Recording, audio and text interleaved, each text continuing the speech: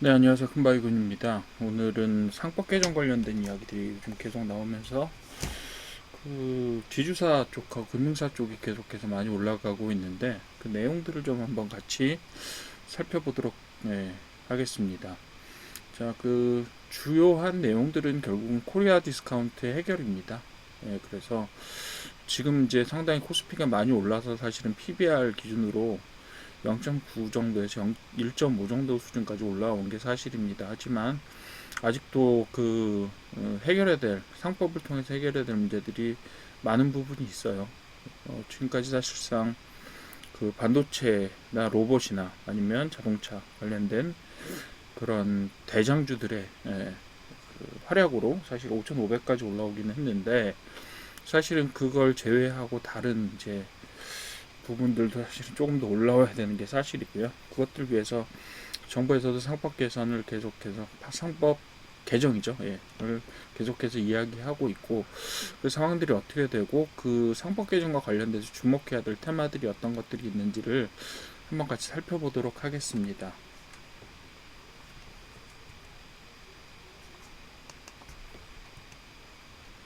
자, 지금 상법 개정이 왜 시장의 화두냐? 예, 그래서 지금 코리안 밸류에서 결국 글로벌 밸류에이션으로 올라가야 되는 그런 요구 사항들이 있는 거죠. 예, 그래서 이 요구 사항들은 뭐냐면 국내 투자자들이 사실상 요구를 좀 많이 하고 있다라는 부분들도 있고 그리고 자사주 악용 방지하고 지배 개선을 위해서 그런 부분들이 추가되고 있다. 예, 추진되고 있다 이렇게 보시면 되겠고 결국 목표는 뭐냐면 기업 이익이 주주 가치로 환원되는 그런 형태의 선순환을 만들고 싶다라는 것이 이 상법 개정안의 주요 내용이 되겠습니다. 1차, 2차는 이미 개정이 들어갔고요. 그래서 지금 일부는 시행이 됐고 일부는 시행을 앞두고 있습니다. 그래서 2026년에 시행되는 일부 부분이 있고 이미 시행된 부분들도 있습니다. 자, 결국은 이번 3차 개정의 핵심은 자사주 의무 소각입니다. 자사주 의무 소각과 함께 이제 자사주를 1년 6개월 이상 보유하지 못하게 되어 있죠. 그래서 그 두 가지 내용들이 주가 될 것 같습니다.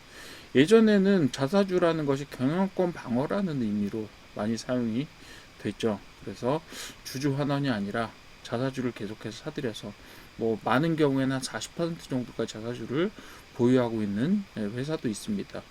그런 경우에 그런 자사주들이 결국은 경영진의 경영권 방어에 활용되는 그런 사례들이 가장 많았다 이렇게 보시면 되겠습니다.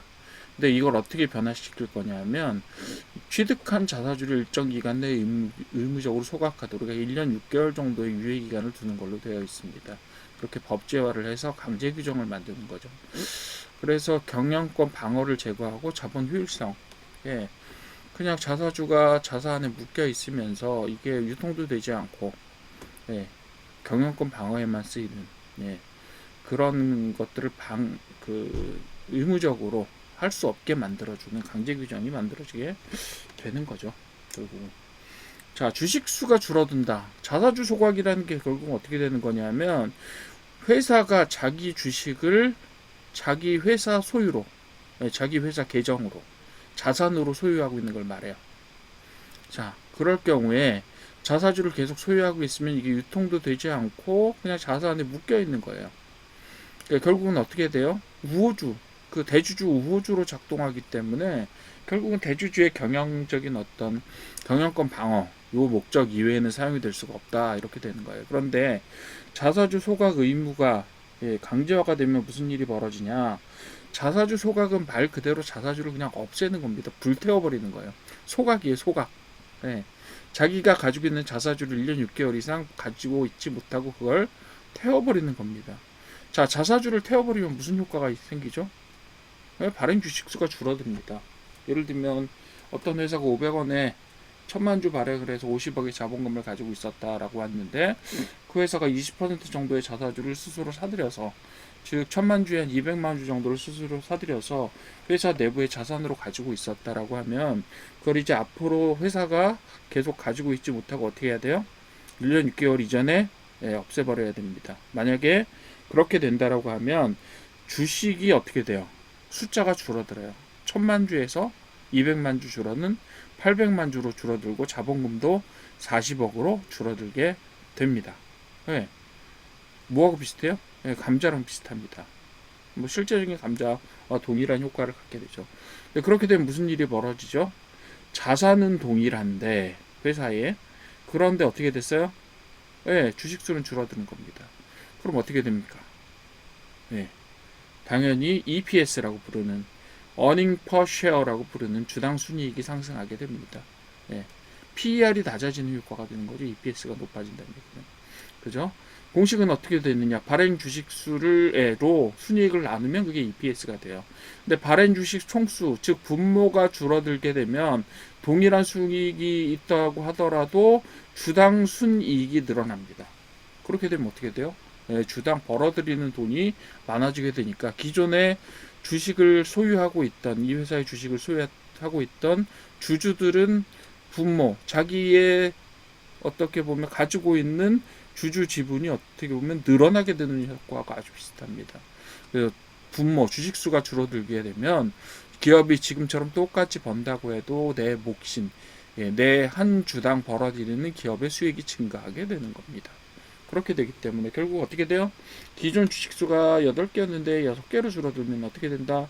내 몫이 더 늘어난다. 이게 없어지는 게 아니에요. 이 빨간 부분이 없어지는 게 아니라 8조각으로 쪼개던 걸 6조각으로 쪼갠다라고 생각하시면 돼요. 그럼 당연히 피자에 자기가 먹을 수 있는 면적이 늘어나게 되는 겁니다. 그렇게 되면 어떻게 돼요?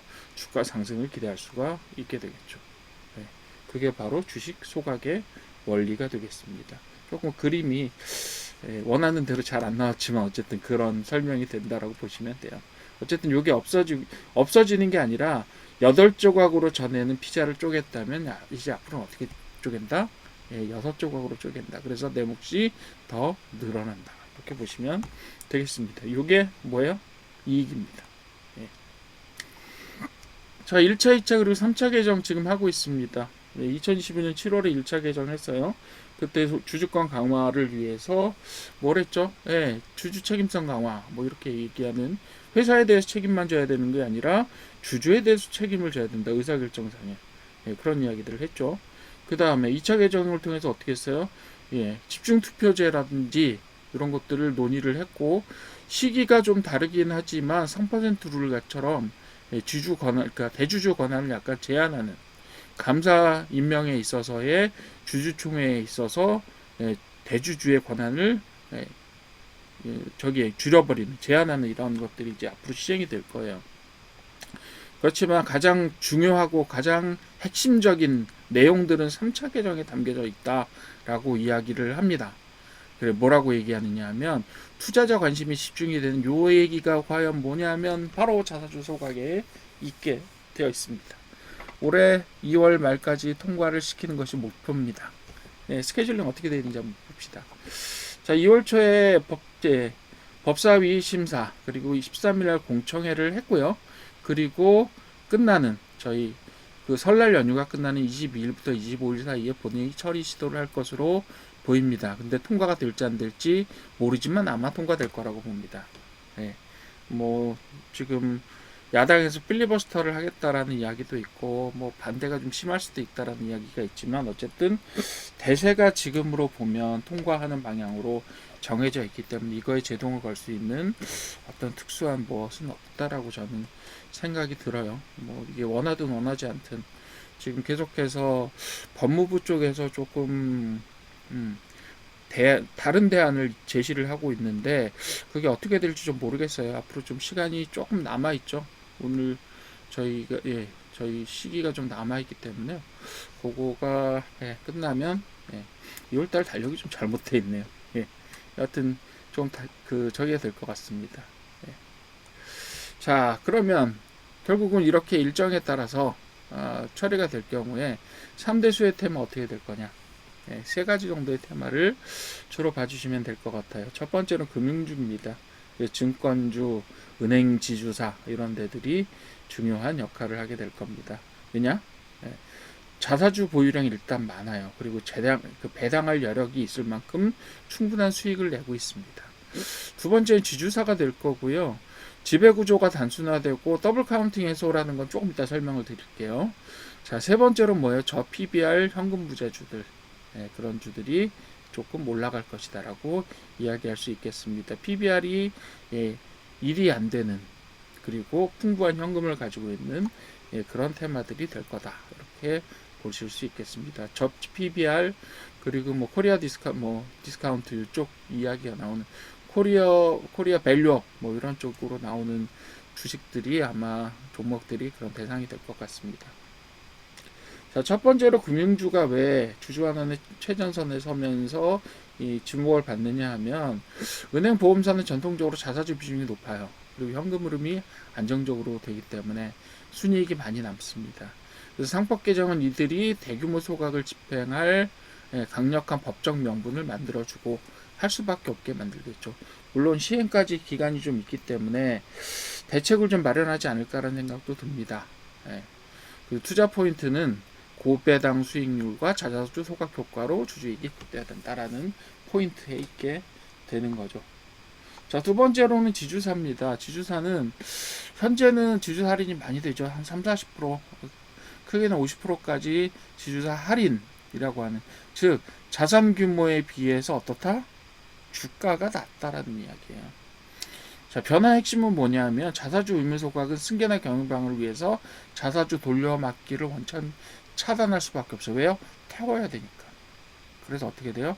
지배 구조가 단순해진다. 지금까지 더블 카운팅이라고 해서 자, 지주사 같은 경우는 그 자산들의 자사주가 어떻게 카운팅돼요?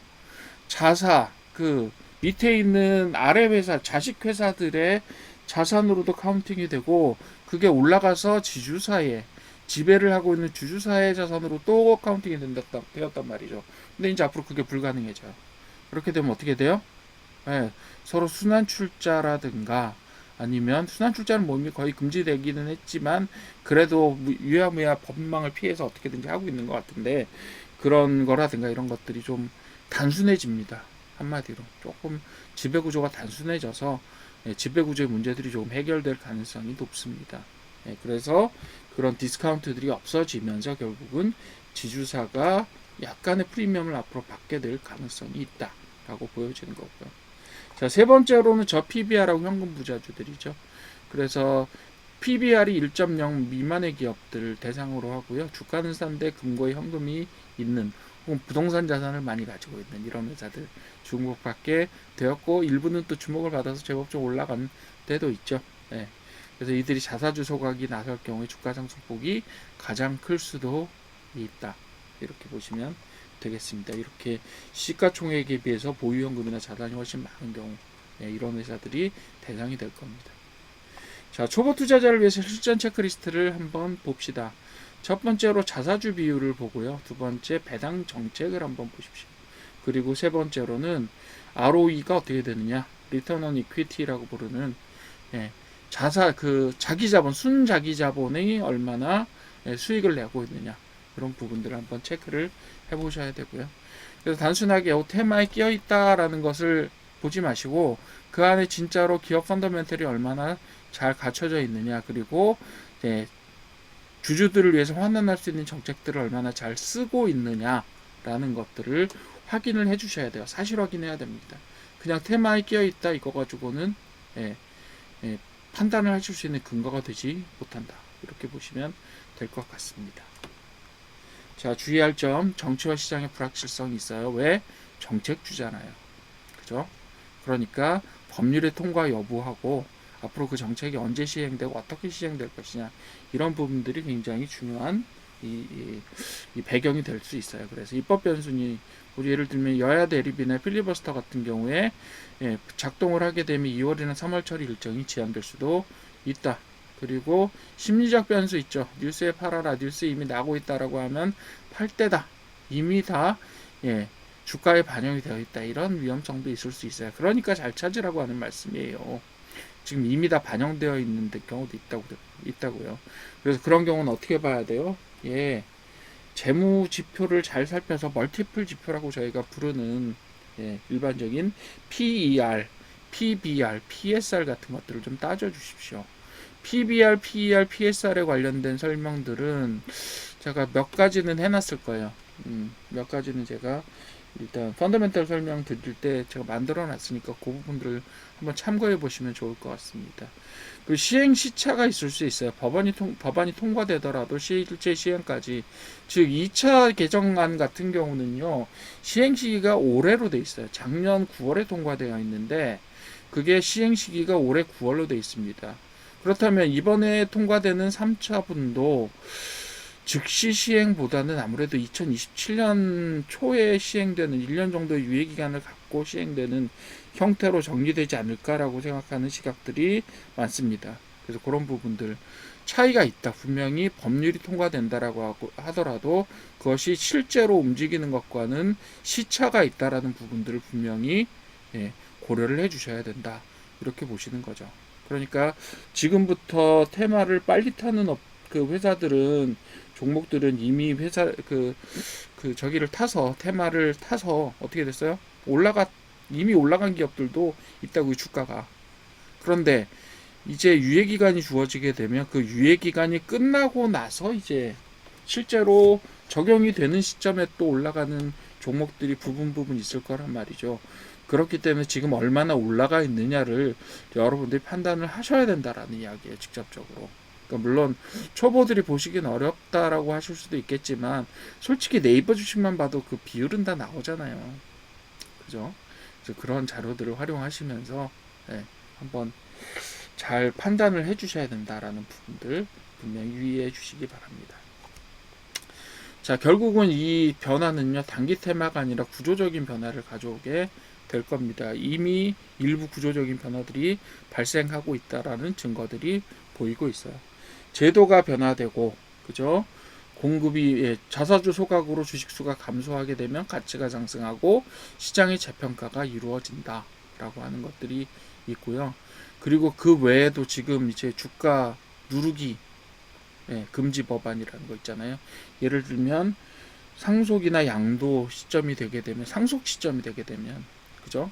주가를 눌러서 상속세를 적극적으로 줄이는 형태로 주가를 약간 조작하는 그런 움직임을 이제 앞으로 금지하겠다라는 이야기도 계속해서 나오고 있어요. 즉 주가를 어쨌든 간에 상방 압력들을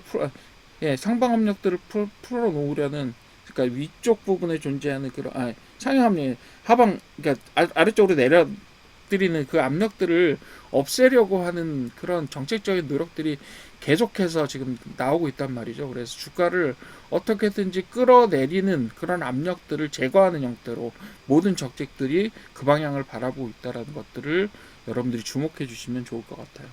상법 개정은 이 일시적인 유행이나 이런 것들이 아니라 전체적인 방향성이다 라고 봐주시면 될 것 같습니다. 자, 준비된 투자자에게 기회는 온다. 자, 밝은, 오늘 새해죠. 새해 떠오르는 밝은 해처럼 여러분들이 준비를 하셨을 경우에 여러분들이 투자할 수 있는 기회들은 분명히 있다라고 봅니다. 지금 올라가 있는 종목들도 있지만 아직까지도 상당히 저평가되어 있는 종목들이 분명히 요소에 존재합니다. 그리고 제가 늘 강조했던 것처럼 이제 중복 상장에 대한 정치적인 어떤 정책적인 그런 금지책 같은 것들을 계속해서 압력들을 행사를 하고 있고, 또 좀비 주식이라고 저희가 부르는 지금 시장에 살아서는 안 될 그런 종목들도 이제 대거 상패를 시키려고 하는 노력들도 하고 있어요. 물론 거기에 투자를 하셨던 분들 같은 경우는 좀 가슴 아픈 결과가 보여줄 수도 있어요. 그렇긴 한데 어쨌든 간에 장기적인 시장의 건전화를 위해서는 그런 것들은 필요한 요청이라고 보여지고요. 그래서 결국은 이런 상법들이 코리아 디스카운트의 끝을 보여주는, 그런 코리아 프리미엄의 시작을 보여주는 그런 단초가 되었으면 좋겠고요. 입법 과정들을 좀 주시를 해 주셨으면 좋겠고요. 그리고 관심 종목의 자사주 요 가치를 한번 재평가해야 되는 시기가 되었다라고 보시면서, 지금까지 이제 PER, PBR 이런 것들 많이 따졌었는데 그 외에도 이 회사가 자사주를 얼마나 가지고 있느냐가 앞으로 이 종목의 가격이 얼마나 뛰어오를 수 있을지에 대한 잠재력의 지표가 될 수 있다.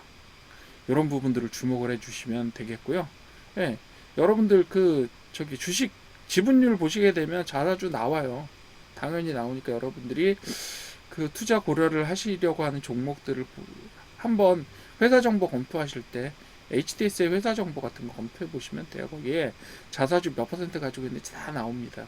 그러니까 그런 형태의 자사주 보유 사실을 여러분들이 투자의 또 하나의 지표로 삼아 주시면 어떨까. 이런 것들이 상법 개정이 앞으로 여러분들의 투자 행동에 어떤 변화를 가져올 수 있는 그런 영역이 될 수 있다라고 봅니다. 어쨌든 여러 가지 부분들을 종합하셔서 하나하나 검토하시고, 그리고 테마에 너무 따라가는 뉴스가 나온 테마는 이제 조금 위험할 수 있어요. 그러니까 그럼 뉴스에 너무 집착하지 마시고, 테마가 흘러갈 때 어떤 큰 테마의 줄기들, 세계의 흐름이 바뀔 수 있는 그런 테마들은 주목해 주시고, 그 중에서도 꼭 테마 안에 속해 있다라고 해서 그 종목이 그 테마의 어떤 그에 따라서 늘 움직이지는 않아요. 그렇기 때문에 항상 옥석을 가리는 시각을 가져주십사라고 하는 것들이 제 부탁이 될 것 같습니다. 새해 초 첫 동영상, 물론 이제 양력은 지났고 이제 음력이긴 하지만 어쨌든 구정을 맞아서 첫 동영상 올려드리고요. 여러분들이 좀 도움이 되셨으면 좋겠습니다.